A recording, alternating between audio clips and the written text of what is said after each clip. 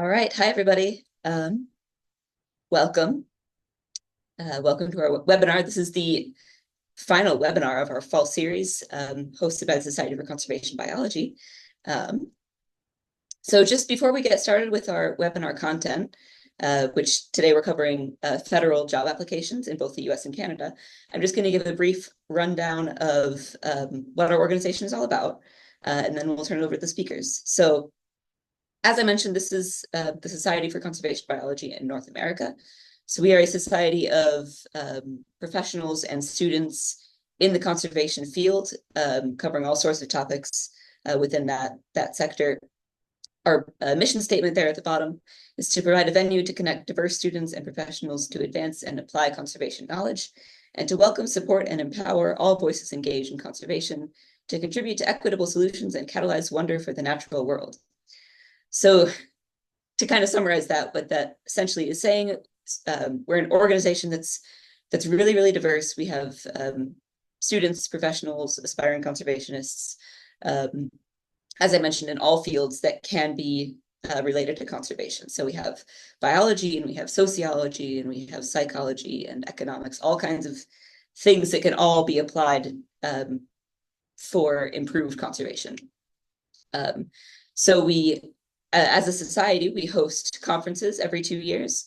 Our next one is in 2026 in Milwaukee, and those are a really good chance to bring everybody together, share the latest research, and get some networking done. We also offer professional development opportunities, like this workshop, for example, and others. And at the global scale, the Society for Conservation Biology also releases several publications, both academic research and just conservation news. So really, there's a lot going on inside SCB and SCBNA. So if you're interested in learning more about our organization as a whole, you can go ahead and just scan the QR code. It just goes to our website for more details. And then this workshop specifically is being hosted by the Student Affairs Committee of our organization. So the Student Affairs Committee works to provide resources, as the name implies, to students and early career professionals within conservation. So we offer technical skill building workshops, like we've held workshops on R, QGIS, GitHub, just skills that students are commonly find useful in our field. We also offer career development opportunities like panel discussions with experts, again, like this one, and one-on-one mentoring events, especially at our conferences. And then again, more so at our conferences, we offer social and networking events just to help sort of build community among our student members, and provide as many resources as we can to help students be successful. So this is, my name is Anna Weber. I am the chair of the Student Affairs Committee and the student representative on the board for SCBNA. I work with a really great group of committee members who help me help organize these events alongside Bernie, who's here as well. And so if you're an SCBNA member and you're interested in being part of this and helping organize some of these events, feel free to send me an email. My address is down there at the bottom, and I'll probably put it in the chat later as well. So we've had, over the next year, we've divided our webinar series up into 3 sort of blocks. Our first block has been this past fall, 2024. This is actually the final webinar of that series. We focused on grant writing and job applications for this set of webinars. Coming up in winter, we'll have another set of 3 webinars focused on professional networking, and you'll see our tentative dates down there at the bottom. We'll have a webinar on professional networking, one on career development, and one on fundraising for conservation nonprofits.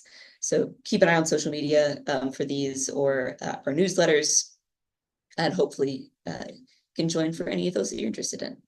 And then the final session will be spring and summer, and that will be more data analysis and skill building. So today's webinar, we are focusing on federal government job applications in both the US and Canada. So we have 5 speakers representing both countries. From the US, we have Wynn and Rebecca, and I'll let each of the speakers introduce themselves here in just a minute. And then from Canada, we have hopefully Liz, Sarah, and Pascal. I hope that Liz and Pascal have made it. But I'm going to turn it over to these folks to introduce themselves very shortly. First, I just wanted to say we're going to have all the speakers present briefly in the beginning, maybe 5 or 10 minutes per speaker, and then we're going to hold all the questions until all the speakers have presented, and then we'll have a Q&A session. I also want to encourage all of you, whether you're from the US or Canada, to pay close attention to the speakers from both countries, because there is likely to be a lot of advice and wisdom that's going to be relevant to both places. And with that, I think we can turn it over to our speakers, and I believe we have Rebecca going first. Want to take over? Sure.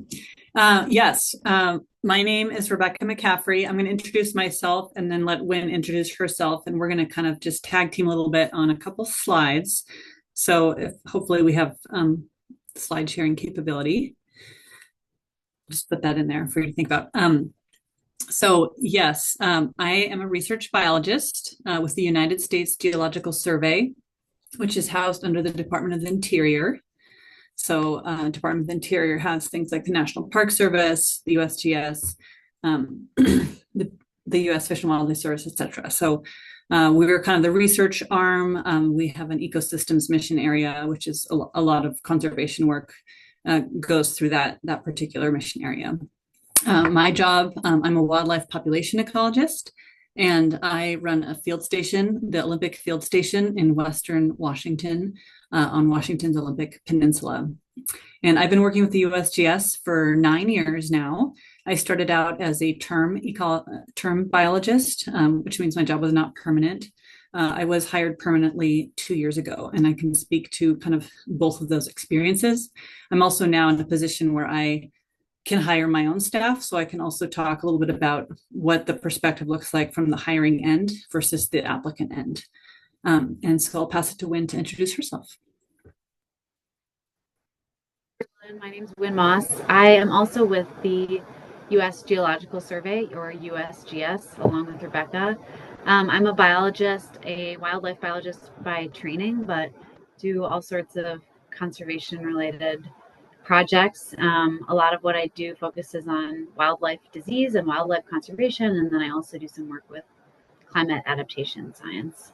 And so a lot of the kind of research that Rebecca and I are doing deals with providing scientific expertise for other agencies, other federal agencies, tribal groups, or state agencies who are making decisions about how to do conservation.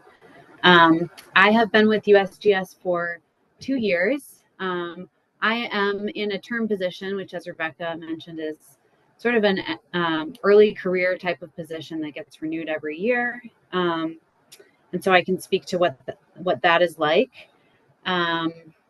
And I guess I'll pull up some of our slides. We're just going to give a really brief rundown of kind of the overall process of applying to jobs through USA Jobs. And then I think we're happy to talk about any of these topics in more detail in the Q&A. So we're going to give a really whirlwind tour of the USA Jobs process. I'm going to see if I can share my screen. Okay, hopefully folks can see my screen. I just wanted to start off by giving a little bit of a tour of the kinds of federal agencies in the US that are most relevant for those of you thinking about a career in conservation. A lot of conservation work gets done through the Department of the Interior. So that includes US Geological Survey, USGS, which is the research arm.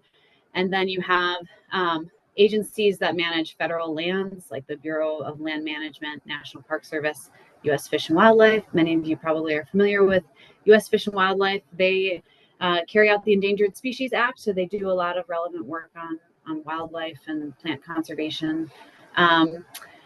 Then there are a few agencies within the U.S. Department of Agriculture that do conservation work. This includes the U.S. Forest Service, which does more than just forestry, also does a lot of work on wildlife biology and conservation on Forest Service lands. There's the Agricultural Research Service and the Natural Resource Conservation Service, which often deal with things like sustainable agriculture or how to do conservation on rangelands and working lands. A lot of soil conservation gets done through the U.S. Department of Agriculture. If you are a marine biologist or a fisheries biologist, you might be thinking about NOAA, they do a lot of work on fisheries biology. Interestingly, they're under the Department of Commerce, so just wanted to flag that because you might not be thinking of looking for a conservation job within the Department of Commerce. EPA, of course, does a lot of work on conservation on the policy, and these are just the ones that come to mind for me. There are other agencies that do conservation relevant work, including Department of Defense does some conservation work on their military lands. So there's a lot of different agencies that you might be thinking about if you want to do conservation for the federal government. And I bolded federal because obviously there are a lot of government agencies at the state level or at the county or city level that do important conservation work. We're just going to be talking about the federal ones today. And Rebecca, jump in if you have anything to add. So I just want to talk about job series. All of the federal positions that are going to be listed on USA Jobs are going to be associated with a specific job series. And these are kind of predefined types of jobs for the federal government that have some kind of written requirements and job descriptions associated with them. So a job will be posted under a particular job series. And these are good to know about because when you do your job searches in USA Jobs, you probably want to think about what kinds of jobs you're looking for. And this is how you search for those specific types of jobs, is by searching for these particular job series. So one that's pretty common for people working in conservation is this 400 series, which encompasses everything having to do with biology. So you could either search for this general series, anything related to biology, or you could drill down and search for a specific subset. There's also a lot of job series dealing with policy, things like an environmental protection specialist. You might be thinking about the recreation side of things like working as a park ranger. Physical science jobs are under a different series, 1300, which includes things like hydrologists, cartographers. There's also a series for social science, a series for geography, and of course you can work in conservation or work for any of these conservation associated agencies on the administrative side as well. So you might want to do something like be a program manager or an administrator working for USGS, and so you could also think about searching for those kinds of job series. And then within these series, there'll be a GS level, a grade level, which is basically how advanced is that position as far as your supervisory capabilities or your level of training. So the GS levels generally run all the way from 1 up to 15. You might be looking at something if you're just recently graduating in the 7 to 12 range. So in addition to these series, there'll be this GS level, and you want to check the requirements really carefully to see which job series and grades you qualify for. We can talk more about how to do that. But just as an example, if you wanted to apply for a wildlife biology job series, there would be some specific education requirements associated with that, and you really want to make sure you meet that. And if you're still in school, you might think about looking at those now because there might be some classes you need to take to make sure you qualify for these series. Okay, so the brief rundown for applying for a federal job is you will be doing this through the USA Jobs website. That's where all federal jobs are posted. So you have to start by creating an account there. Generally, it's a good idea to get your federal resume together and your transcripts together and posted there before you start looking for jobs, because those deadlines can come up pretty quickly. And we can talk more about what a federal resume looks like. Then generally what you're going to do is create some search terms and alerts. So for example, you might create a search for a wildlife biologist position at the GS grade 7 through 12 in the Northeast region. And then you can get an alert every time a job matching those filters gets posted. Once you find a job opportunity, you'll want to think really hard about the eligibility, whether you do meet the requirements. Oftentimes, jobs get past your search filters that you actually aren't qualified for. So you want to read those really carefully so you avoid wasting your time for jobs that you're not eligible for. There often is an option to preview this questionnaire. That questionnaire is going to be asking more specifics about your experiences and whether you qualify for that position or not. It's a good idea to do that before you actually apply, because that often is giving you some hints as to what they want for their applicants. And depending on what that eligibility and the job ad and questionnaire say, you might want to revise your resume to highlight some of those experiences and expertise. So you can revise your resume and have a specific resume for that position. You can also attach some additional information like a cover letter, a statement of your qualifications, things like that. Then you're going to apply for jobs, and I'm going to tag Rebecca in to tell you more about what that looks like on the hiring end after you hit apply on that job. Okay, so I think one of the things that's a little mystifying is that, you know, those of us who are in the position of maybe trying to hire somebody, we don't just get the list of applicants, right? So it's going into kind of a regional human resources office, and they do the first cut. So they will evaluate all the candidates based both on their CVs, their federal resume, and if there's a questionnaire. Not all jobs have questionnaires, the responses to the questionnaire to check for minimum qualifications. And then Human Resources selects the top candidates for a certification list, or we call it CERT. This process can take a while. And so I think one thing that we've said is like, there's just you need kind of an emotional resilience to apply for federal jobs, and patience. And sometimes it can just be incredibly frustrating because you don't have a person to really contact sometimes. There should be an HR specialist you can reach out to. But it's also a black box for those of us trying to find our person. Like where are we, you know, when are we going to get this list of applicants? Because, you know, if it takes too long, then presumably and hopefully you're applying for a number of other exciting positions as well. So sometimes by the time we get a list, everybody's already got another job. The other thing is that we just don't get to see everybody. So I just want to say that right out the bat, that, you know, if you have a really competitive job and they're going to pick the top 10 or the top 15 to pass along to the hiring person, HR might make a different decision because they are not specialists in the field that you're hiring for than you might have made if you'd gotten all those resumes into your inbox. So that's frustrating both for the applicant and for the person hiring at times. Then we will receive our certification list and be able to then go through those application materials. This is where, you know, depending on the job, it's like optional to provide things like a cover letter. But those can be nice things to include because they kind of help give a little bit more of your personality and a little bit more background than might what come up in your resume, even though it's never required. Those are things you can include. And if you do make it to the hiring manager, the person who actually wants to work with you, those can be extra pieces to include. And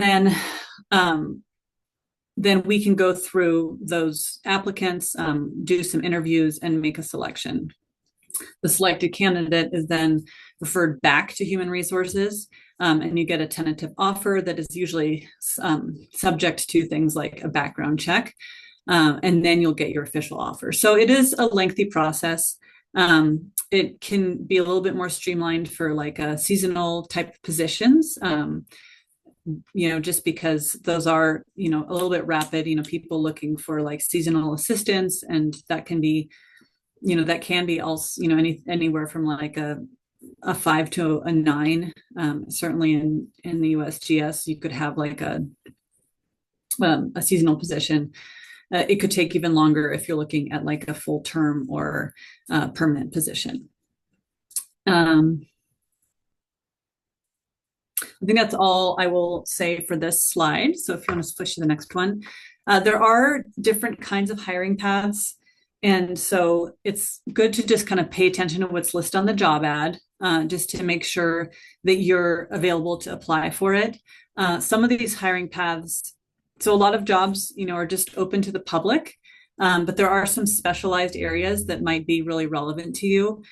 For example, if you are a veteran, you can get veterans preference for a lot of positions.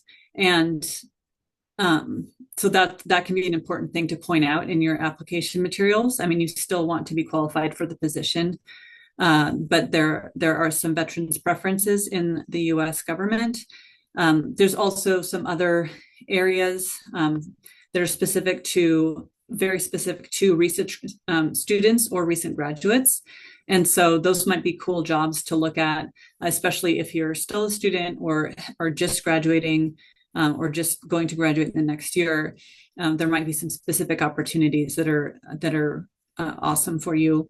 There's also some other special hiring authorities here that I'm not going to get into too much. There is a hiring authority for individuals with disabilities, which is actually a very, very broad area, and some other opportunities. So looking at that, just making sure there isn't something that is exclusive of where you're at is important. And then just trying to understand what those different pathways are. Go to the next slide. I'll just add, when you look at a job ad, there'll be this little section that says who this job is open to, and you're looking for whether you meet any of these. So for example, this first one, you could be internal to that particular agency, say it's the EPA. You could come from another agency that is a land management agency, or you could be a federal employee that's being displaced. So for me, or if you're a recent graduate who's never had a federal position, you might not qualify at all for this job ad. Whereas down here, you could either be a current federal employee or open to the public. So really important to look at that. And you'll often see that the same job is posted a few different times. And that job might be posted once for internal to an agency candidate and another time for people that are members of the public. And you want to make sure you actually apply to the exact job ad that you qualify for.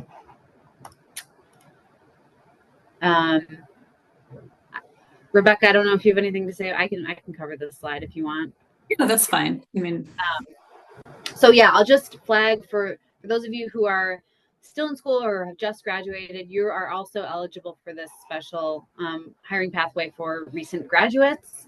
And so you can filter by this, or you can just look for this simple, but a few of the ones that are relevant are, there's an internship program. Those are specific job ads that are open to students that are enrolled. There is this, what's called the pathways positions, which are open to recent graduates. Those are 2-year positions for people that have just graduated. And a lot of the times they're intended to sort of be a trial run for a future permanent position. They're not permanent positions, but I think the goal of a lot of them is to find a good fit for a longer term position. So those can be really good. And then there's something called the Presidential Management Fellows Program, which I'm not too familiar with, but it is a really competitive program that provides 2-year employment with a lot of different agencies. And then specific agencies might have specific job ads that are geared towards recent graduates. It might not say that in the title, but it might be something like a postdoc position, or a position where they're really aiming to hire someone that's recently graduated. So these are important ones to be aware of, in part because you'll be more competitive for them if you are a recent graduate. So I'm going to paste these into the chat, but there are tons and tons of resources on the internet for how to navigate USA jobs. One that I think is a really good one is this biologist and ecologist guide that covers sort of what it looks like to be a biologist or an ecologist in the federal service. And they have some really good tips for getting through this HR system on USA jobs. And I will also throw my email in the chat, and I think Rebecca will as well. And I guess turn it over to those on the Canadian side.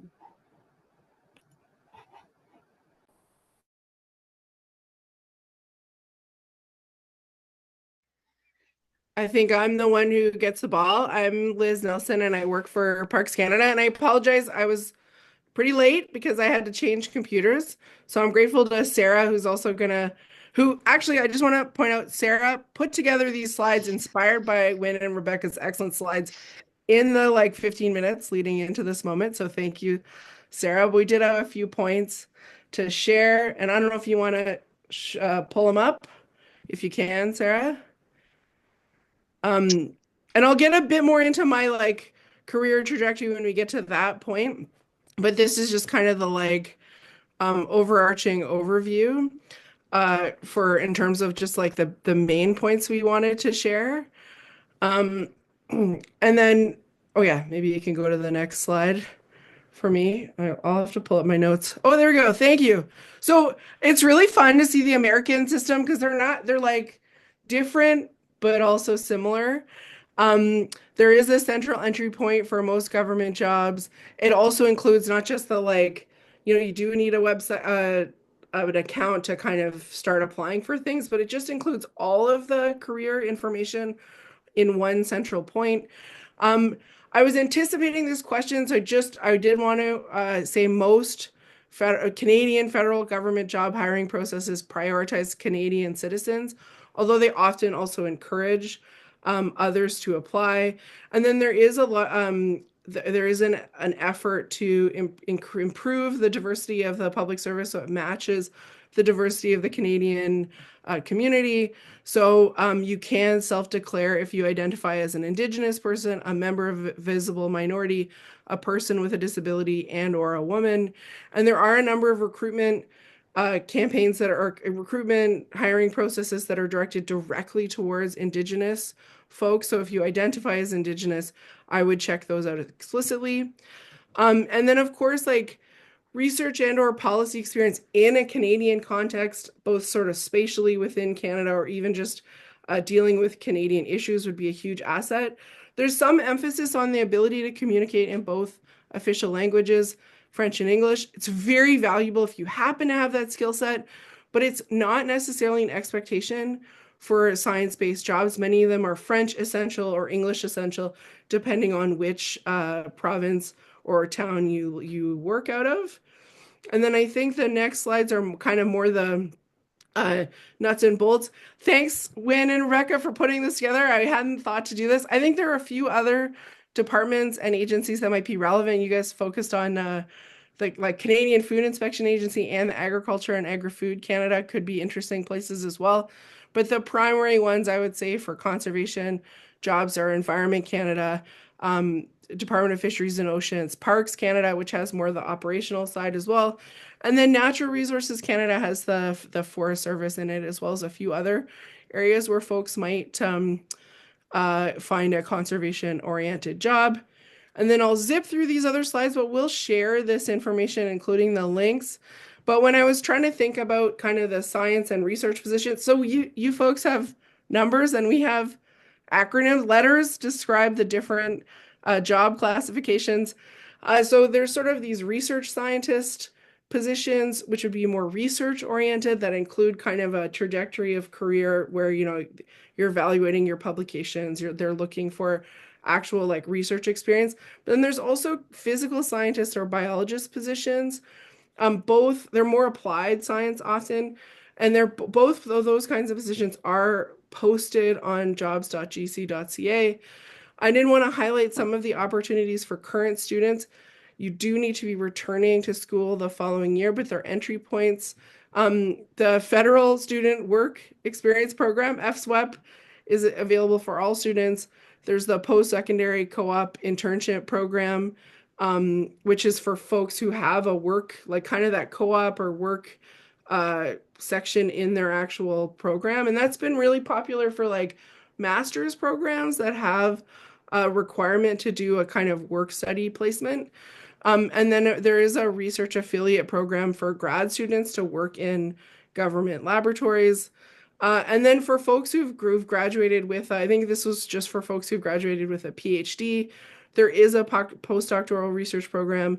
And then a few other programs are just through the National Research Council. I'm not familiar with NRC.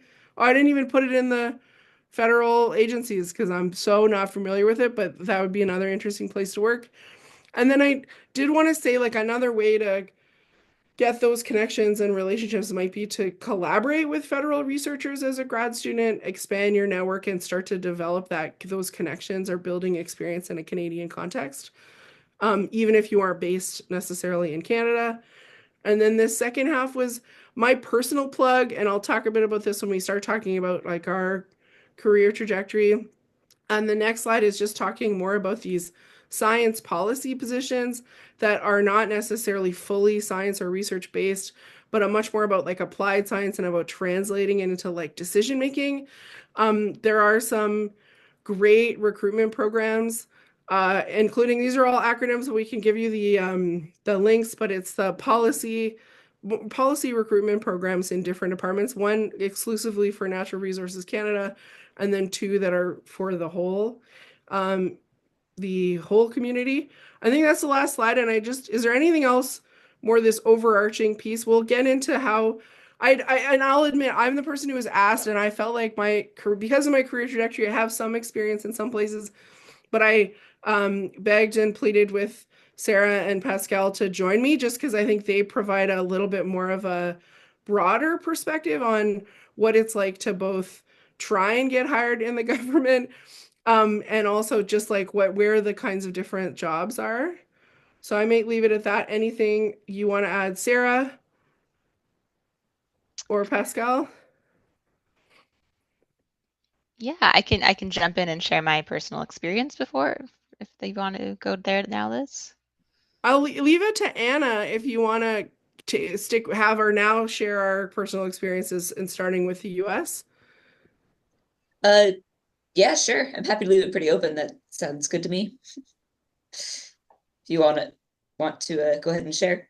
Well, it sounds like Rebecca has to leave, so why don't we send it back to the US for the more personal side of things, and Rebecca and Wynn can share their journeys and their experiences, and you can throw it back to Canada after that. Hope that makes sense. Sounds good. Yeah, sounds good.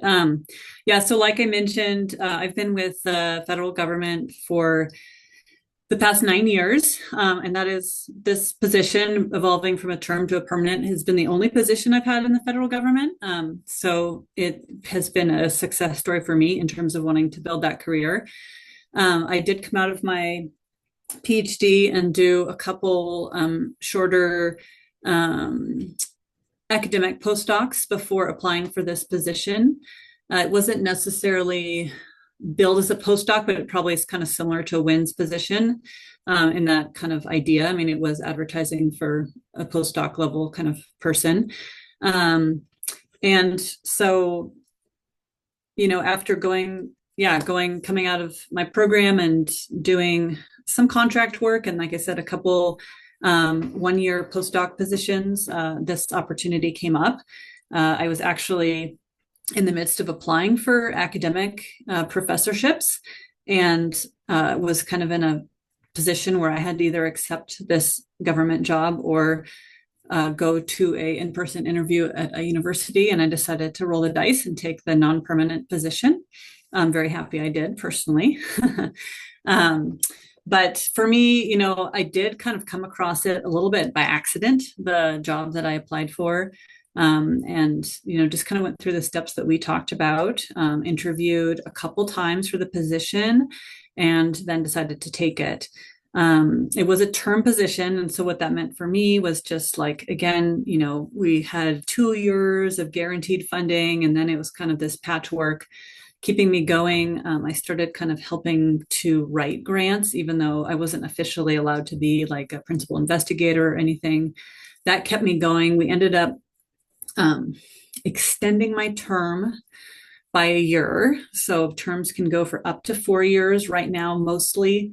There is now a 10-year term, which starts to sound like a legit job. But this one was an extension for a 5th year. That was pretty straightforward to wrap up some stuff. Then we still needed to, I was still kind of in this position where I had some, projects working on and some funding. We ended up trying to write a new term for me. And this is where things get a little bit funky because I didn't make the cert, which means that it went through HR. And even though I was reapplying for the same job, I did not actually show up for my supervisor to hire me. So that was because it was like, anyway, I don't even remember, but I think it had something to do with like me not having botany as an explicit class on my resume for my wildlife job. And so it was just one of those things that was kind of funky, where we kind of saw the holes in the, in that process. So it's certainly not a perfect process, and the attempts of making it, this kind of competitive, kind of process, can still be quite challenging. We did work around it, and then after my supervisor retired, it took another couple of years, but they decided to advertise to replace that position. In my particular case, it was advertised nationally, but for a fairly narrow window of time. And it was under something called a direct hire authority. So it kind of changed the way the position was hired. And when you see like something like a permanent research scientist position advertised for like 3 days, they probably have some people in mind. So I will just say that as a little tip. Sometimes it's like, God, this seems like a really big position to just have, like just be advertising it for 3 days, and I just came across it randomly or something like that. So that can be, we do always advertise positions in this framework. Other people do apply, they go through HR, people look at their resumes, but sometimes, it just depends on the position. We've also hired in my center a number of other principal investigator positions subsequently that have been, full, like kind of similar to an academic hire, where we actually brought out 3 people, had them give research seminars, the whole thing, just like you might do for a professorship. So that was kind of the arc of my development, from coming in as kind of a more postdoc early career research scientist and getting to the principal investigator position, which is kind of falls into our kind of research grade program. And it took some time, and halfway through, like for many years while I was at term, they're like, so what are you going to do next? I was like, well, I'd kind of like to stay, but then, they'd be like, well, there was no, even when I interviewed, there's no guarantee that working as a term or working as a postdoc is going to turn into a permanent position, certainly within that research center. In my particular case, having developed a great set of collaborators, writing grants, developing all these research connections, and then having my direct supervisor retire, did provide a kind of an opening. But even after that person retired, there was no guarantee that they were going to replace the position. And so it just really depends on what's going on with the government at a given time, whether or not they're going to be replacing, like either an attrition or in a growth phase, et cetera. So in my research center, we've been in kind of a growth phase for the past few years, and we're going to be entering a potentially different phase here in the next 4 years. I'll pass it to Wynn. Yeah, I guess I can talk a little bit about my experience. I haven't done the USA Jobs thing too many times. I remember as an undergrad applying for a few seasonal positions on USA Jobs and pretty much failing every time to make it, past the initial filter. So I think my initial attempts to try and get through the HR barrier were failures. And then I went to a lot of webinars like this and did a lot of searching and tried to figure out how to actually format my resume and navigate that system.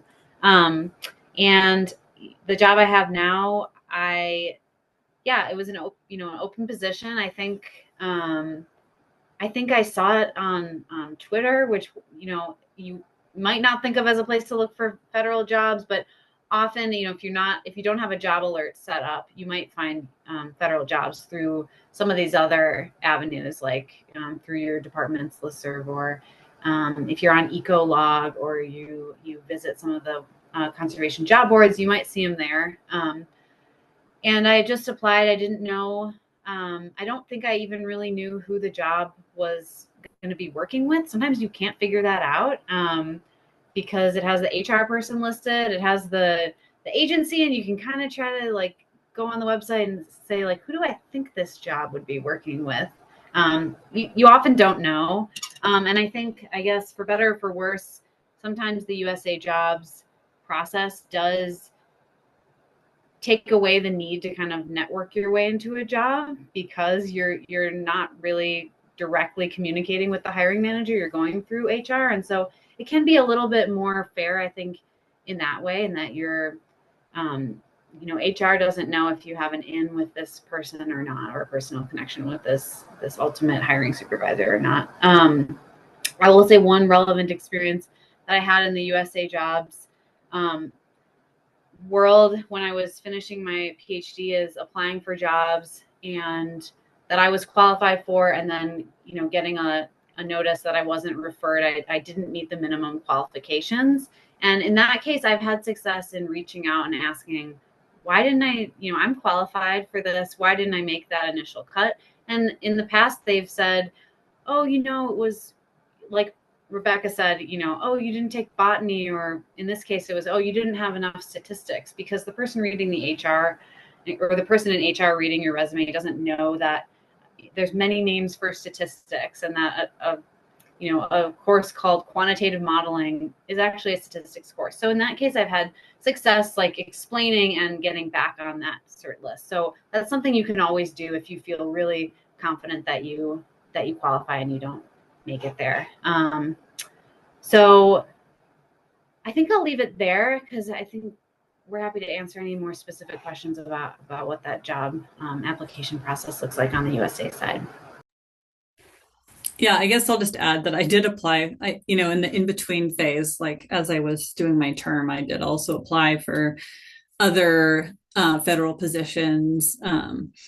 I don't think I was ever referred to the hiring manager on those. I think there were a couple cases where, like I was saying, I suspect there was probably somebody kind of a preferred candidate for that job.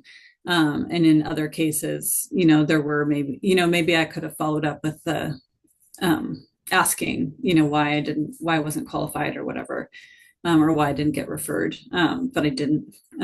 So definitely, it's not like I applied to one federal job and got it forever. So I just want to say that. Yeah. Great. Well, maybe since Rebecca needs to hop off pretty soon, maybe we'll see if there's any questions specifically for Quinn and Rebecca, and then maybe after 5-10 minutes, we can send it back to Canada for more of their words of wisdom. So does anyone have any questions specifically for Rebecca or Wynn? Okay, Eloise says, you touched on this. I heard a rumor that if you don't format or word your application exactly like the job announcement, is it difficult to get through the first filter? I'll take that one. I've seen there is like a kind of a canned kind of resume thingy, I think, on USA jobs that actually is like really ugly and hard to read. I don't think you need to use that. I think it is helpful to really make sure that in your resume, you highlight the experience relevant to the job that you're applying for. So if you have a job where you are going to be asked to do some kind of quantitative modeling, really highlighting those parts of your CV is important. Don't just, the federal job, like resume format, you are supposed to kind of bullet your duties under each one. So don't hesitate to use, phrases from the job announcement, to kind of say like, I developed this, model for this endangered bird species or whatever it is, instead of just being like, I worked with a team, or to kind of toot your own horn a little bit on like, what your role was within a certain project. So if you did have, and if it's your graduate research, you're a research assistant for your graduate research project, take a few bullets to really kind of outline what you've done and how that relates to the job that you're applying for. And that can feel a little bit different maybe than some other kind of resumes or CV formats. The other thing that I will say is there are some things they do really want to see. One is depending, there's a lot of like, sometimes you can qualify just based on your education. Oh, you've got a PhD, check, or you've got a master's degree, check. or a bachelor's, but sometimes it can be a mixture of education and experience. And so for the experience piece, it'll often say like, oh, 2 years of experience of blah, blah, blah. They will count the months. So if you have like this, summer job where you got to do this amazing stuff, like you say, okay, I worked, this many hours or this many months at full time. Like they do want to see the whole explanation of like how long you spent in each job. So having those dates and the fact that it was full-time versus part-time are like good things to include when they're evaluating your experience level for different positions.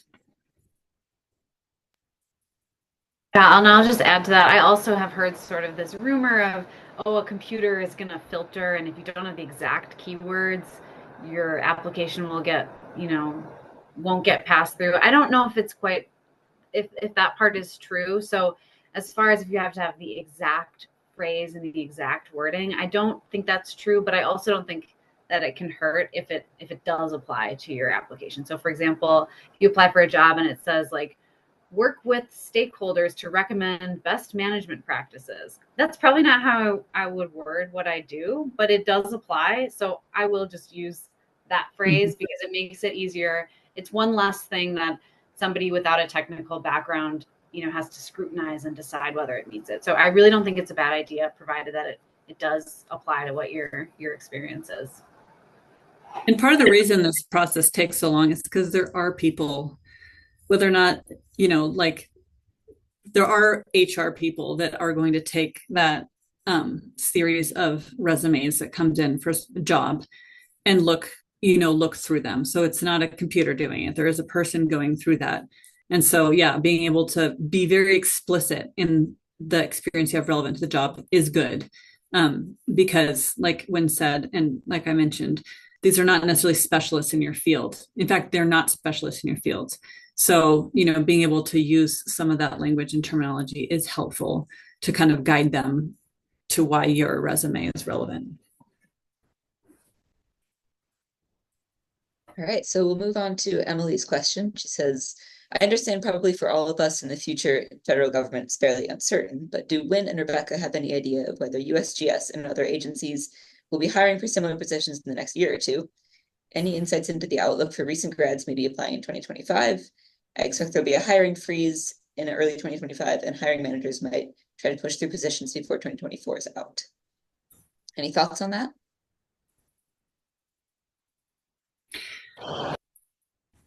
I think there's a lot of uncertainty about what the next few years is going to bring. I have no magic sauce to like, I have no idea. We have not heard anything, or at least in my research center, about future, anything future. I think, we haven't even passed the budget for fiscal year 2025. That's what happens when the government lurches towards a shutdown, and then they like kick the can down the road, and then it lurches towards a shutdown. So that's actually what's funding us right now, is that kind of funding avenue. And we don't know even when that funding block is going to go through. So we all just kind of expect we're going to receive the money to run our programs this year. It's a pretty messy process, but that also, those grant proposals, those processes are kind of what help us kind of guide, the people we might be able to hire.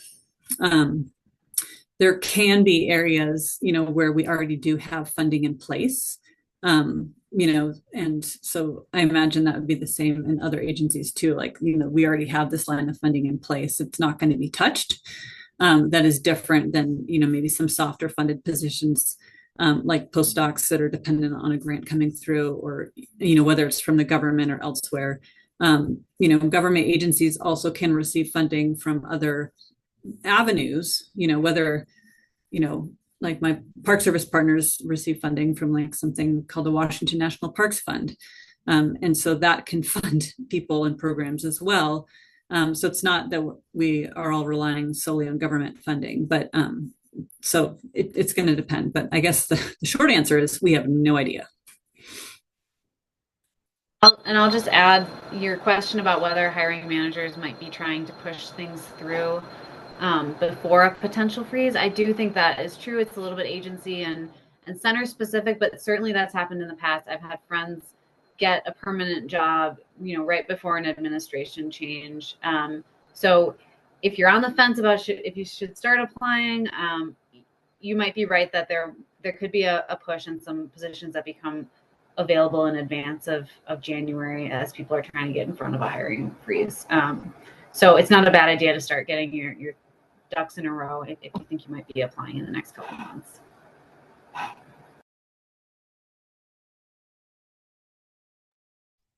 Okay, so next we have a couple questions about ORISE, and I think it's 4:00 my time. I think at that point we'll turn it back to the folks from Canada for their personal experiences. But for now, we'll just keep going through these questions in the chat. Okay, so question about ORISE. You all mentioned recent graduate program pathways. Are these positions found on ORISE? And then to lump that in with the next question, found a job posting on ORISE with the Pacific Northwest Research Station at the Forest Service. If hired, can I use ORISE experience as an opportunity to work full-time with the Forest Service, or USGS, or will that help me in securing a full-time career? I don't know that much about ORISE, but my understanding is that these are not federal employment. They are maybe akin to like a contractor role where you're working very closely with a federal agency. You might be doing a lot of the same things that somebody in a federal position is doing, but you aren't necessarily establishing time working for the federal government. So the Pathways program are federal jobs, like you have a GS level as opposed to ORISE. That's my understanding of ORISE. I don't know if Rebecca has hired ORISE positions before, but my understanding would be they are great opportunities to work with federal scientists and build experience working on the kinds of things that, or federal, they're usually science positions, but working on the kinds of questions that federal scientists work on and getting to know a lot of people and network and understand the mechanics of the federal government, but they wouldn't necessarily get you like, retirement benefits with the federal government, or you wouldn't be able to, that hiring pathway that applies only to current federal employees wouldn't apply to you as an ORISE fellow. So there's still great opportunities, but yeah, just a little different. And I think they will always be found on the ORISE website instead of USA Jobs. Yeah, I haven't hired through it, but certainly my colleagues in my research center have used ORISE because of the challenges, some of the challenges, and we went through like a really tough period with hiring in the past few years, at least kind of on the West Coast. Because of some of those challenges, sometimes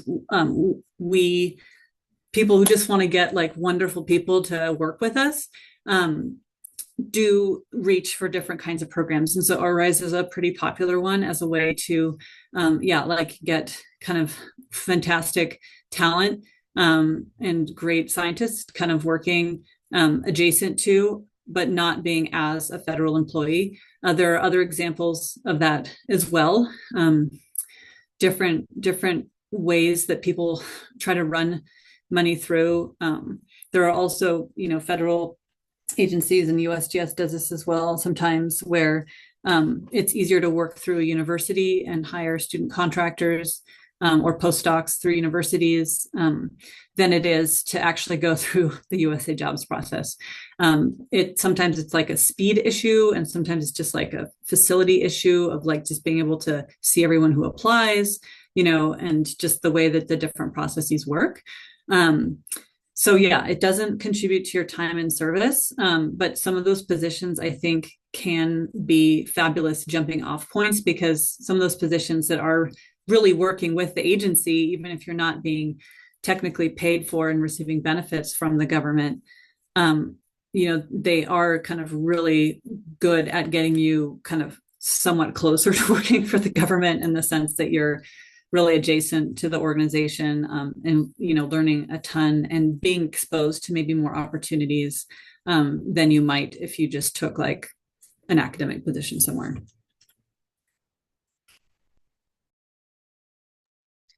Okay, we'll maybe do one more quick question before we let Rebecca go. What about international students? Are there job postings available for international students, or are they American citizens only?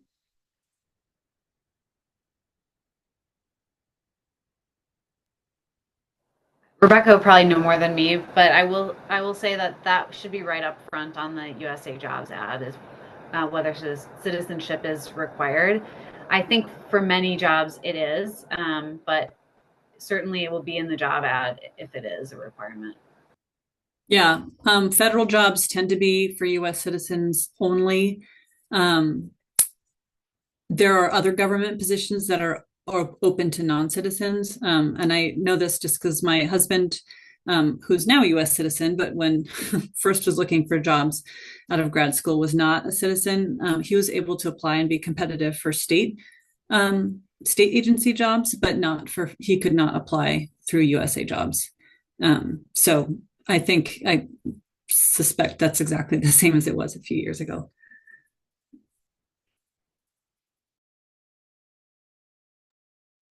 All right, with that, I think we will probably send it back to Liz, Sarah, and Pascal for their little more about their personal experiences, and then we'll try and get to the rest of these questions in the next part of the Q&A session. Okay, great. And I do think in some ways our experiences might be still relatable in the US. I heard a lot of similarities between Rebecca and Wynn's experience and my own. I'll just start really quickly with like my journey into the public service. Like I'm just going to share that I'm queer and I have a partner who's a person of color who immigrated from Pakistan. So I had very narrow um not requirements, but preferences for where I wanted to live and the kind of community I wanted to live in because of those factors. So even I did some like mistakes in my academic career where I stayed at the University of Toronto for my master's and my PhD because I wanted to stay in a Canadian urban center. And then I could tell kind of in that, that midpoint, there's kind of this grim midpoint of your PhD where you're like, who am I? Am I ever going to finish this? Who do I want to be when I grow up?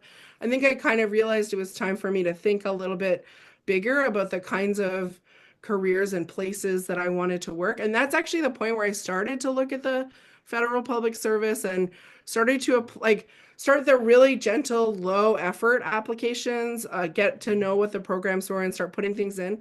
So that's one of my big pieces is like early and often apply for things low effort. Like you don't have to put a ton of effort into the application every time. To me, it's almost the practice of getting the job alert, seeing something that could be relevant, and then putting in the application can be really powerful, especially before you finish your degree. I think the pressure, like because they take so long, they take a long time in Canada too. It feels so much high pressure to be like, I'm going to do my defense and then I'm going to get a job. Doing it earlier, I think, can really help. And actually, I don't know if it's the same in the States, but there are some programs that are oriented towards people who are still in school. So there's kind of those opportunities there. Another piece for me was just like not being afraid of those applied science policy positions. So what ended up happening for me, and also kind of similar to Wynn, I also failed a lot of hiring processes, and at every single phase, I failed to get screened in. As Wynn said, it's always worth asking, because sometimes it was just, they were like, oh, we just assumed you didn't have a biology background because your degree's in botany. And I'd be like, I'm not going to explain to you how those things are related. I'm just going to say, here's the Wikipedia entry or whatever, give them some evidence. They would put me back into the hiring process. But I've also failed. I failed an exam. My work is in climate change. I failed an exam on one question, which was the first question, which is what is climate change? Because I did not demonstrate enough understanding on climate change. So I'm going to say the other thing is I think this is relevant for folks in the US too. Brevity is not your friend. Like, do not be concise. Say it 3 times if you have to. That's true for applications too. In Canada, you almost want to duplicate every relevant piece. In our applications, it sort of depends on the format, but usually you almost have to just address each criteria for the hiring process. Just copy and paste anything that you think is relevant, because again, it's maybe an HR person, maybe it's a robot at some point. Make it easier for them. there's no points for being concise in that phase. And then the other thing I would say is if you don't qualify, always checking in. So this idea of like checking in and asking, and how that relates to my career is I wanted to stay in Canada. I started applying for a bunch of different recruitment programs. I lined up a postdoc out at the University of British Columbia and then got a 1-year position at the Forest Service at NRCan. I'm so fortunate that my postdoc supervisor encouraged me to take that 1-year job. She was like, oh, let's do the postdoc in a year. So that's the other thing. You can leave the academic stream and then you can still come back to it. I've published more in the year, like I published more in the 3 years after my PhD with federal scientists and just as part of collaborations than I did during and immediately after my PhD. There's so many opportunities to publish. And I think if I did want to go back into a fully academic job, I actually feel like my chances might be better now than they were as a fresh PhD. And that's, I think, the way we often get career advice from folks who got jobs in a very different market. I do think the model now is many people change careers. And that's where I think those science policy jobs, those ones that are not explicitly research, there's so much mobility in them. You can move around. Maybe it's not going to be tied to the specific thing that you thought you were good at, but my experience having a great manager and having a healthy work environment is probably the most important thing. And having enough nerdy content to keep me going is all that it takes for me anyways. Because I am going to say I got hired into a BI2, biologist level 2, and then I loved it so much after 6 months, I told my postdoc supervisor I wasn't going to come back. I found the government was just it was a great space to do science, but also it was so applied. I really love that you're like, the recipient of the knowledge is right there and ready to take that information from you. But then I was kind of stuck in that job classification. It was really hard to move around. And so I was applying for all sorts of things. And the other thing is that you can get qualified for a position, but not actually be the first choice for it. And that qualifying, Pascal's going to talk a bit more about this, but I'm just mentioning it because Pascal hired me out of a pool, out of like a qualified position, which I did not get. And then that position turned into an opportunity to work with Pascal, which was an incredible opportunity on a program where it was on geology. I did not know the science. It was on a program that maybe I would not have thought about. It was really focused on knowledge to inform, energy and mineral development.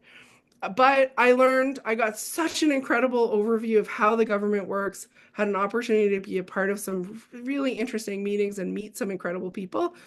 And when I felt the need to sort of return to conservation and return to science, I think I got 3 job offers. I applied for everything and I had 3 simultaneous job offers and was able to choose Parks Canada. I had that option of being able to decide where I wanted to go. And I think that's really powerful. I'll leave it at that, but I'll send it to Sarah if she wants to share her experience. And then I think Pascal's going to be our powerful caboose. Thanks, Liz. We've got a nice full circle here knowing that Pascal hired Liz because Liz was on my first hiring committee when I was hired as a summer student with Parks Canada. I wouldn't give some great advice about, like using the job boards and not necessarily having to go through networking. I did think I was brought to this position through networking, specifically through jumping at an opportunity to volunteer with my then professor at the time, who also worked for Parks Canada and was the one to hire me. And I really look back at that moment because I remember when she asked me to volunteer, I remember thinking like, really busy, I've got lots of going on, I'm working, going to school, and I'm so glad that I took that road and said, yes, I would like to volunteer because I do look at that moment as something that brought me so much. So yeah, looking at those opportunities, the other great thing about volunteering is that it's also an opportunity to just try out whether your chosen field is the one you want to be in. And if you're, in the right field, it should be something that you love doing anyway. So that's a great recommendation. And then the FSOT programs, student summer programs, are the other great way to kind of try out this field in a short-term, non-committed way, and get some more of that exposure. I'm told I just sneaked by in that first interview, not from Liz, the other interviewer, and I've been told subsequently that I really suck at government interviews. That advice that Liz gave for making sure you're not Making sure you include a lot of information in your resume and your application also applies to the interview space. I tend to ramble on. I thought I could appear like confident and strong by like being succinct, and that's wrong. So as much information as you can kind of summon up. You don't get points for succinctness. You do get points for hitting on those key things that you might not expect. So talk lots, I guess. My student job was eventually extended part-time. That's not always an opportunity, but it was great for me while I finished school. While in that kind of part-time position, I was able to take opportunities for training career development, which government tends to be really good at. I took courses in facilitation, in project management, in conservation standards, which helped develop me for the position I'm in now. In the interim, I did apply for other positions that I did not get. Again, I was told I'm a terrible interviewee, but luckily I was given some really good feedback, and hopefully I've improved a little bit since then. And then ultimately I did qualify for that job, even though I didn't get it. Again, Pascal's going to talk more about that. But from that qualified pool, I was able to come up to the position I'm in right now, which is a dream job. I get to work with different parks across the country, talking about conservation and all these different ecosystems with all these cool people. So very lucky. I am, however, still in a term position. I'm in a 3-year term position, and it's been extended twice. I've worked for Parks Canada for about 8 years now. I will say, so most Government of Canada jobs have limits on how long you can be in a term position before you automatically roll to indeterminate. Parks Canada's got a different agreement with the Treasury Board, and we don't have that limit. So it's one of the downsides to working with them. It has been a source of stress, especially I'm in a area of life where I'm trying to coordinate family planning and maternity leave, not knowing when my next contract is going to be. However, one kind of downside to what I see is a whole bunch of good sides for working with Parks Canada in terms of this amazing work environment, super supportive, super family friendly. So altogether, super happy, and yeah, hopefully some lessons to take from all of that. I'll pass it over to Pascal.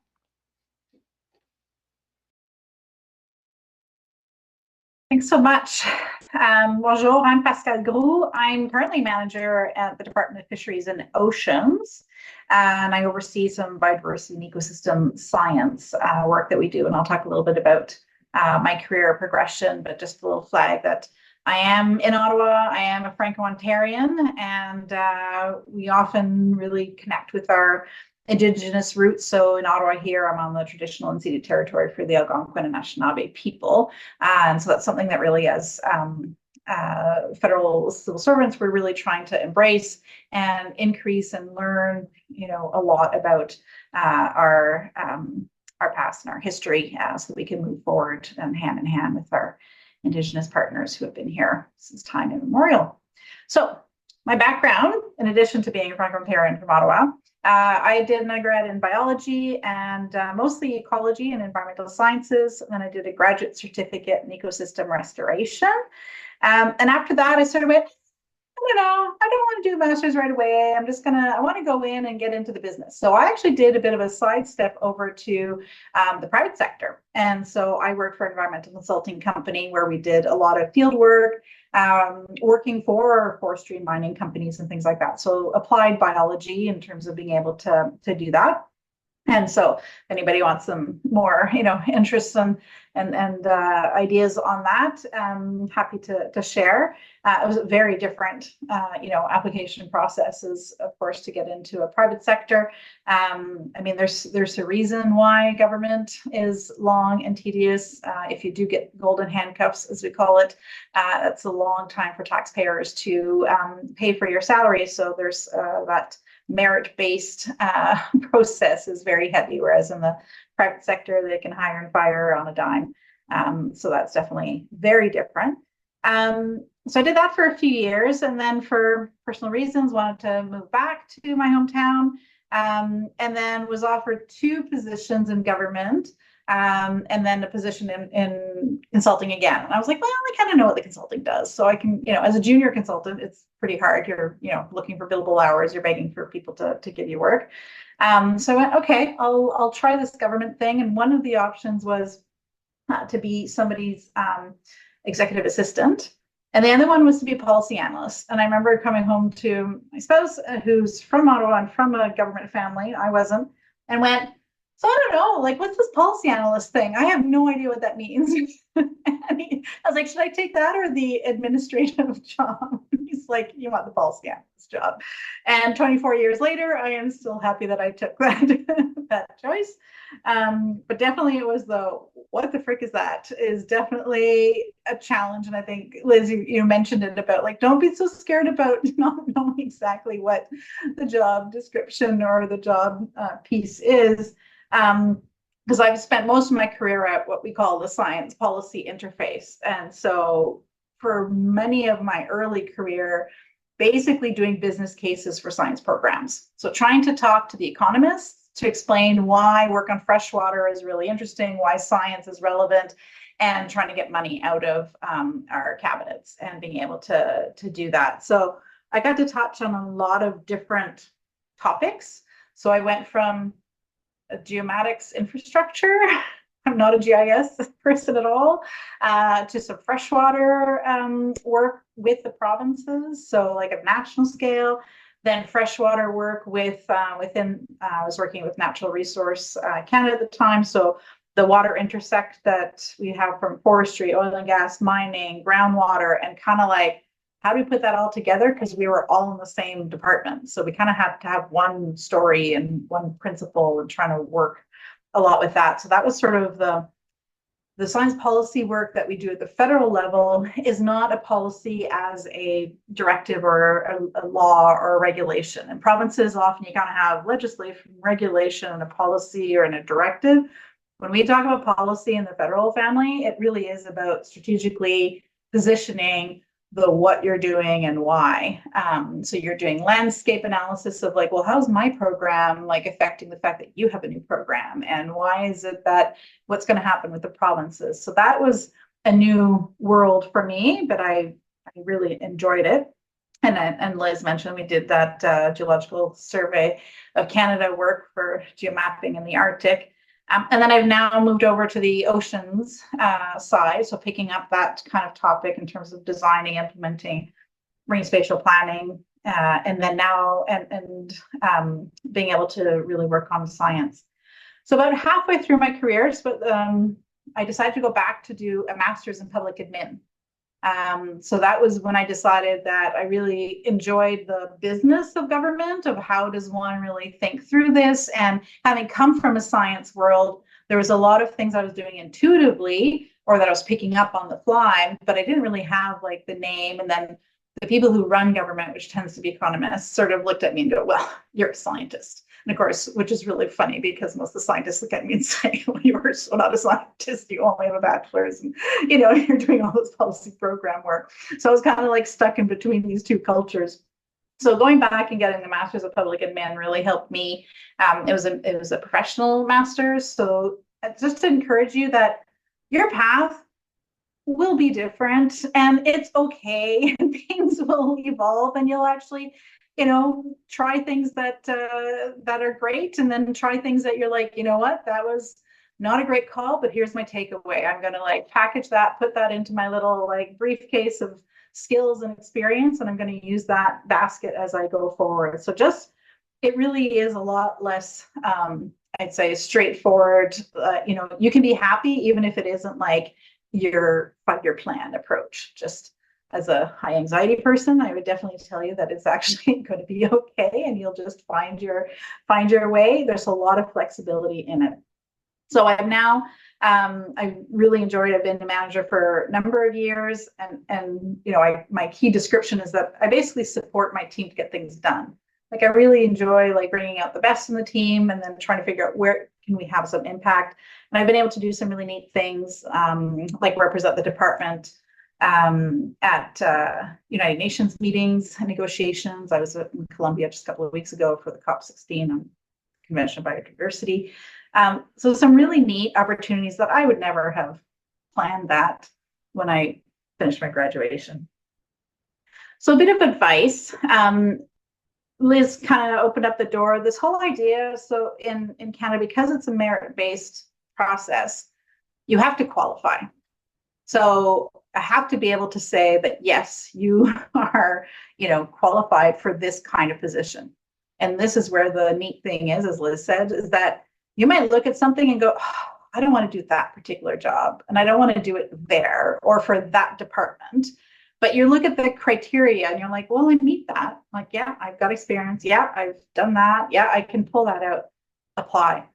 Once you have that, if you've gone through all the hoops, that is like money in your pocket, because you can go to any other manager in the government and say, I'm qualified for this kind of position. And if they have a similar one, like it has to be reasonably the same kind of level, the same skill set, they can take the fact that somebody else did the pain in the butt of being able to evaluate you and assess you on all those criteria and then hire you. So that's where the networking. So you kind of need both. You need to have I prove that I am actually, qualified to do this work according to the rules. And then you can use that and start, talking to people, information interviews, saying, well, do you have anything? Like, is there, interest there? So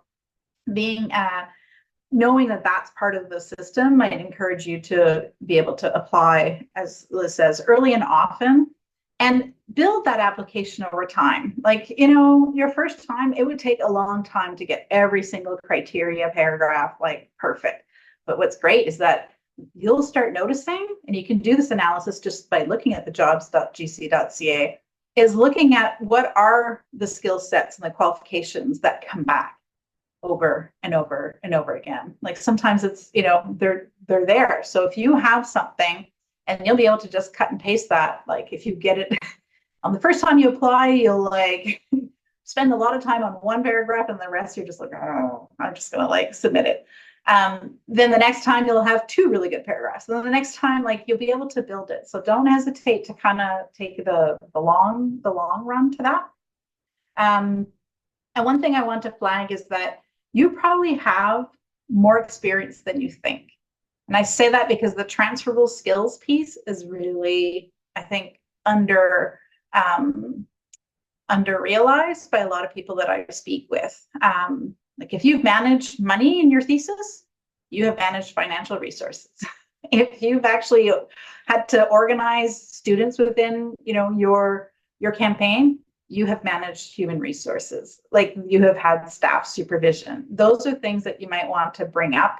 And work with somebody who can translate that academic world to the government world. And you'd be surprised at how much more collaborating with stakeholders, somebody was mentioning earlier, you'd be surprised how much you can actually pull out from the work that you've done in your academic world to be able to describe that.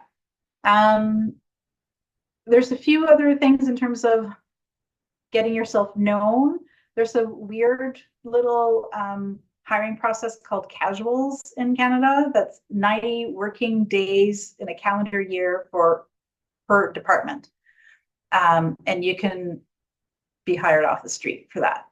So that's just like interesting. If people want to test you out, there's something that you can approach. I had somebody that I ended up hiring who had sent out 200 introductory emails to people saying, my partner is moving to Ottawa. I would love to work in the federal government. I am open and interested in doing casual, right? He even had the language. And I looked at it and I was like, well, I need somebody who has this. It's a low risk for me because it's 90 working days. There's no long-term commitment. For him, it gave him a foot in the door. He then got very specific experience that was then government related. So then he then applied and has now progressed to like 3 levels beyond that. Right. But just being given like that courage to just sort of try it. Not saying it'll work all the time, but that's a weird little mechanism called the casual. The other advantage for student work. So I know that we've flagged a few things, the FSWEP, that Federal Student Work Experience Program. Once you're done that, if you've been through that, then you get that opportunity to be what's called bridged. So again, a manager can then just take that at face value that you've been a student within the federal government. It doesn't have to have been the manager that you were working for as a student.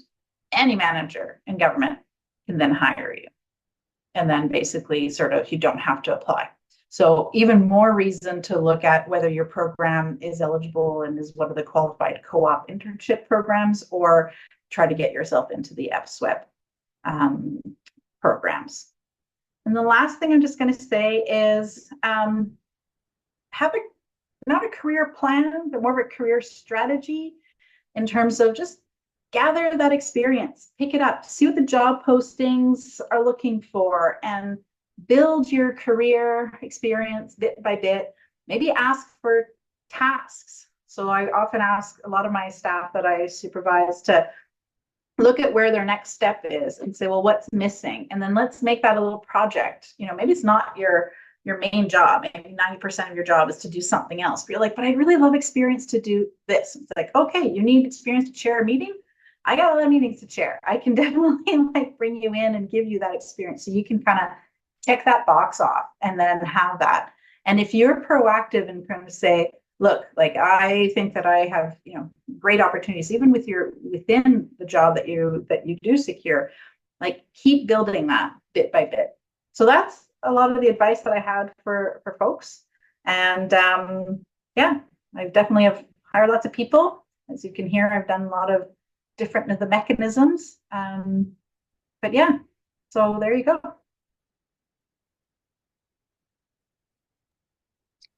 All right, fantastic. Thank you. There's a lot of really good information that's being shared right now. It's great. I'd like to go back to the questions probably that are in the chat. Feel free to keep posting them and I'll keep reading them off as they come up.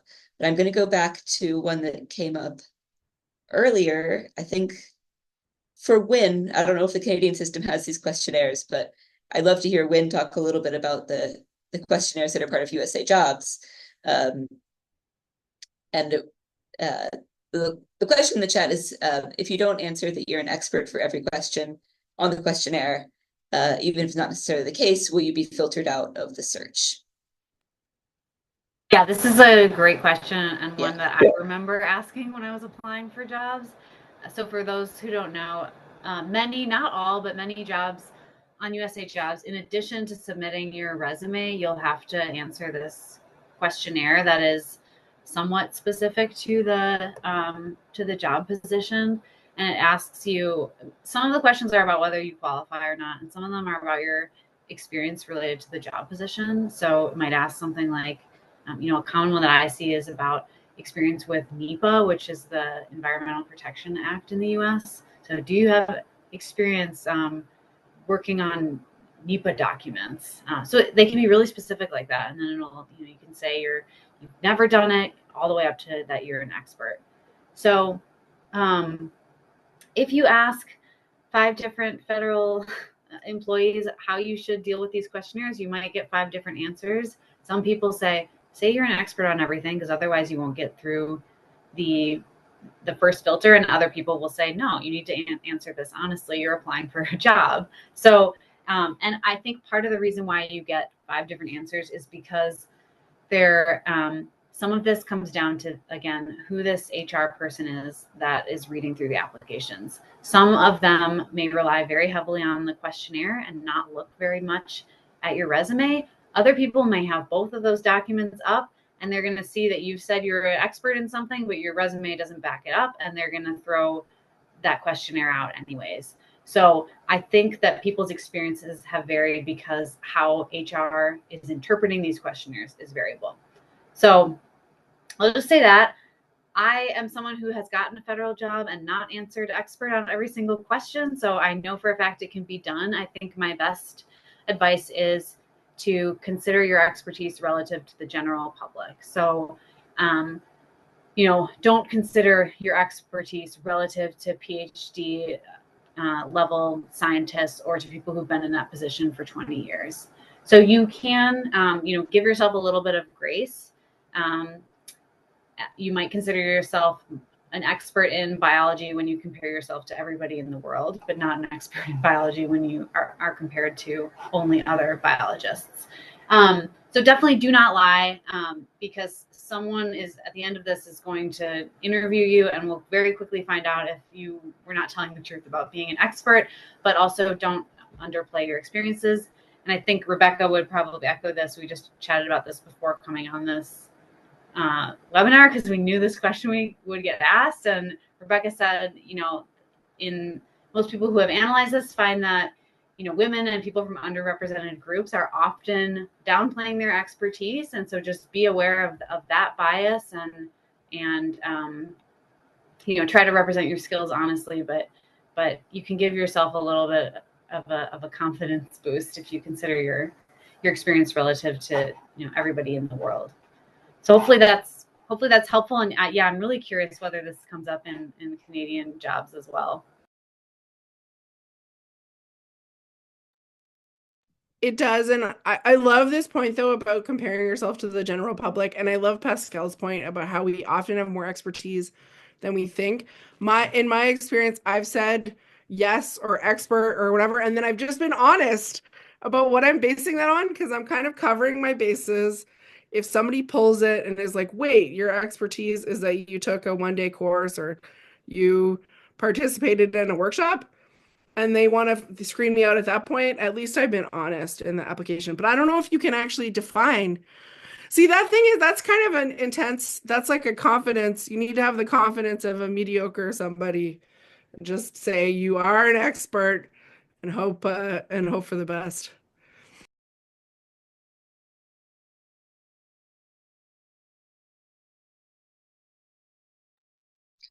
All right.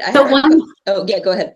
I guess I was just going to mention this because this was advice I got is, especially for higher GS level positions that do require more expertise, and the expertise might be more technical, is to make a Word document that, called a statement of qualifications. I've done this for job ads where I go through the ad and some of the things on the questionnaire, and I do what Liz is suggesting and say, how do I actually meet this?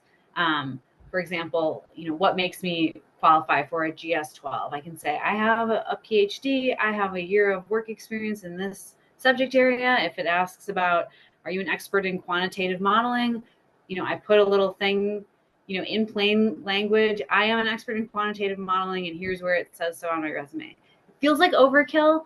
My advice for federal jobs is that a lot of it is going to feel like overkill, and it's better safe than sorry. So that's another thing you can do if you want to explain a little more about why you think you meet the qualifications, if your resume you think might be a little bit tough to interpret.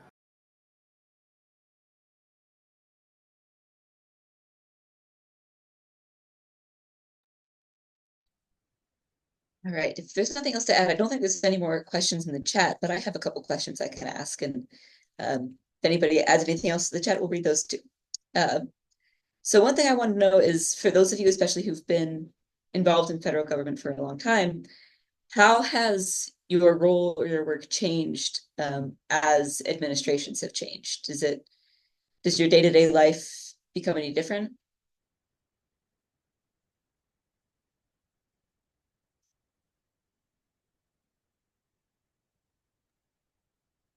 Well, maybe this wasn't for the Canadian audience, but I can take it for the Canadian audience anyways. It's for anybody. So I've been around for a while. So I've gone through different waves. Certainly there's sometimes a little bit more friendliness generally to the civil service. And it's different in Canada, where our ministers are elected parliamentarians, and so we have ministerial responsibility.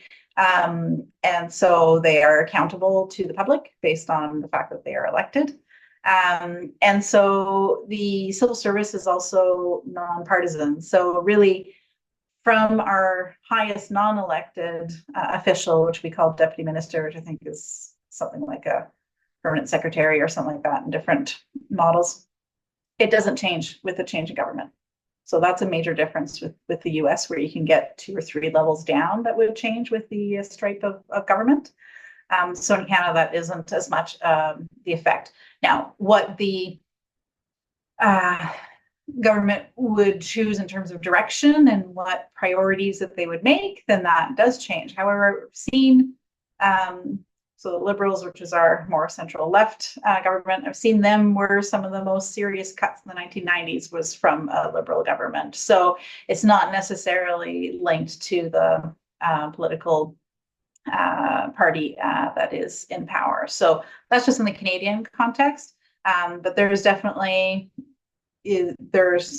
absolutely some direction they will want to set stage in terms of what are their priorities and looking at the first 100 days of any administration, super important to know what their platforms are and to get a general sense of that. So I would just say from the Canadian experience, it does change a bit, but it doesn't change from like in terms of the administrative hierarchy.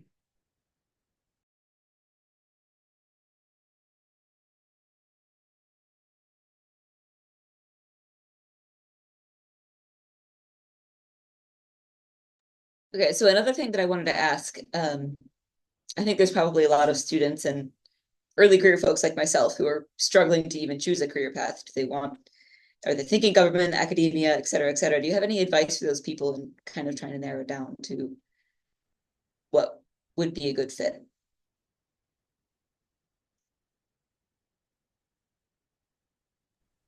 I don't know if I have universal advice, but I can share that for me, like a huge part of it was place. And I think that can be helpful in deciding like where you want to live. And then I think like it speaks to some of the things that came up, but like have a list of things that you want to achieve as opposed to like a single one. So I think it's like the elements that you'd love to have in a job. You want to have learning opportunities, or maybe you want to do field work, or maybe you want to be able to go to conferences. Like these might be very different types of jobs. Turns out I found out like in the second year in the government that it turns out I love running workshops, like facilitating workshops and I had no idea that that was even a skill set that I had or something I'd be interested in. But then that became like a thing when I was looking for new jobs. I was like, okay, it turns out I love workshops. And also, I think we've touched on it a bit, but like having a good manager is a huge, like makes such a huge impact on your career, especially early on. So I think like if you have a good feeling in a job interview for a job that you are not that interested in, sometimes you got to ride that good feeling because that manager might be a really good fit. And I would say that I've had both that experience. I've had a weird vibe from an interview for a job that I thought I would really love. And I think like in the end, that often spoke to maybe not a great work environment for me, not a great fit with that manager. And that's not saying that that was a good or a bad manager or a good or a bad place to work. It wasn't a good place for me. And so I think that's like go with your gut and be okay with like kind of figuring out the things that you like, the elements of the kinds of jobs you want as opposed to the like title of the job, because it turns out that the title sometimes means absolutely nothing because you can often end up crafting bits and pieces of your job to fulfill those things that you're really excited about, even if it's not in the job title or the experience. But I'd be curious what others folks have found. Are their like short list? What has driven their decisions?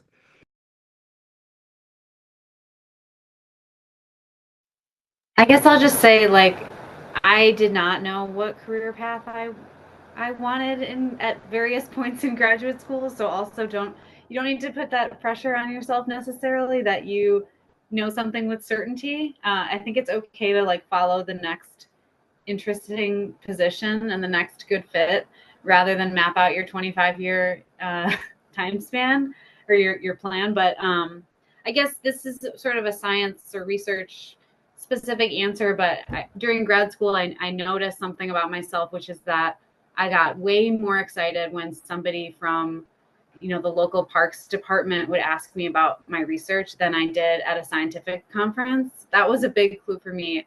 I want to do applied science that a decision maker is interested in. That's not, that might not be true for everyone. That was true for me. And I think that was a really strong signal to me that I should be thinking about a career in government. And just know there's a lot of diversity in academia, in nonprofits, in government, where you really can do lots of different types of jobs. But that said, there are some strengths and some some rewards built into these different systems that might make doing applied research better at a government agency than it is in academia, for example. I'll jump in on the take the risk, take the chance, and have an exit strategy, right? In terms of, I will give myself, 1 year. So when I switched from the private consulting company to the government. I was like, okay, I'm going to try this and see what government's all about. I know I can go back to that other offer from the other consulting company. I'm going to give it, a year or 2 years, right, in terms of being able to see. And that gave me the comfort of like, okay, that's going to be my backup plan. The interesting thing on government is, I'd say, you can often be, once you're permanent, you can actually go on loan. So you can actually kind of go and be loaned out to both within government. So in another department, another program, another group, and you can kind of test things out, but then you kind of still have your foot still anchored. But you can also be loaned out externally. So there's something called interchange that we have, which I've also used as a hiring process to bring people in. So people from NGOs or other organizations to then hire them in. And then that gives you that sort of test. So maybe you're in academia, or maybe you found work with an NGO or something and you want to try it. There are those mechanisms where you kind of still hold your position. And these are just trial runs. So I think you can't know until you've done it, right? And I think we've had a couple of comments there of, things that you had conceived, thought would be, a dream. Or there's also just evolution in career. Like, I love doing field work earlier on, and then at some point I was sick and tired of having Tim Hortons for breakfast, and I can't see another Subway sandwich for lunch ever. And I was like, okay, like, I'm done going to these small towns and stuff. So, but that just goes with, that I changed, right? So, but the exit strategy to me really helped give me that sort of safety net of like, this is an intentional decision. I am going to get this, this, and this out of it. Here are the key questions I will ask myself, and then be honest with yourself, and then dive in.